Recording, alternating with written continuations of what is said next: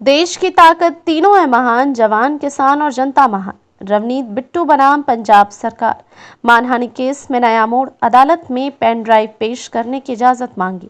पंजाब की राजनीति एक बार फिर गरमाई हुई है और इस बार मामला सीधे अदालत की चौखट तक पहुंच चुका है। केंद्रीय रेल राज्य मंत्री रवनीत सिंह बिट्टू ने एक बड़ा कदम उठाते हुए चंडीगढ़ की अदालत में एक आवेदन दायर किया है, जिसमें उन्होंने पंजाब सरकार के कई वरिष्ठ नेताओं के खिलाफ कथित अपमानजनक बयानों के समर्थन में वीडियो और ऑडियो सबूत वाली पेन ड्राइव को रिकॉर्ड में शामिल करने की अनुमति मांगी है। यह मामला पंजाब के स्वास्थ्य मंत्री डॉक्टर बलबीर सिंह द्वारा दायर मानहानि के मुकदमे से जुड़ा है, जिसमें उन्होंने बिट्टू पर सोशल मीडिया के जरिए गंभीर आरोप लगाने और सरकार की छवि को नुकसान पहुंचाने का आरोप लगाया है। आरोपी की पृष्ठभूमि क्या कहा गया था? डॉक्टर बलबीर सिंह द्वारा दायर मुकदमे में कहा गया है कि रवनीत बिट्टू ने सोशल मीडिया प्लेटफॉर्म, विशेषकर गूगल के यूट्यूब चैनल का इस्तेमाल करते हुए राज्य सरकार के मंत्रियों और विधायकों पर यह आरोप लगाया कि वे पंजाब का पैसा अपने सरकारी वाहनों में भरकर दिल्ली स्थित मुख्यमंत्री भगवंत मान के सरकारी आवास में डंप कर रहे हैं।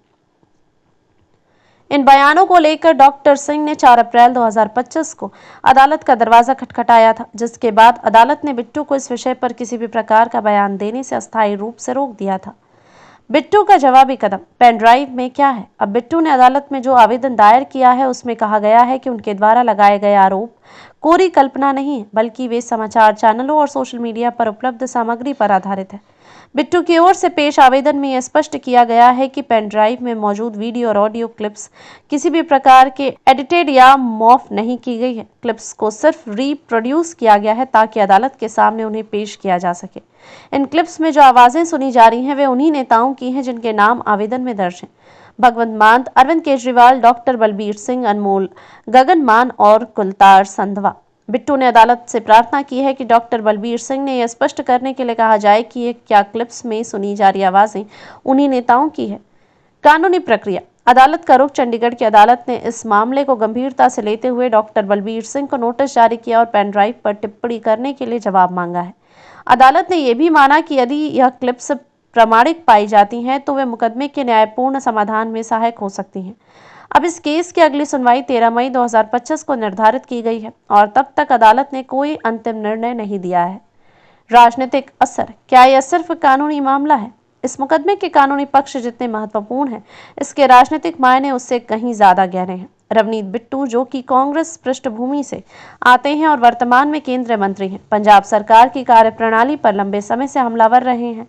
पेन ड्राइव का अदालत में पेश किया जाना पंजाब सरकार के खिलाफ जनता की राय प्रभावित कर सकता है, खासकर तब जब लोकसभा चुनाव नजदीक है। इस मामले ने आम आदमी पार्टी के नेताओं के लिए नैतिक और राजनीतिक जवाबदेही का प्रश्न भी खड़ा कर दिया है।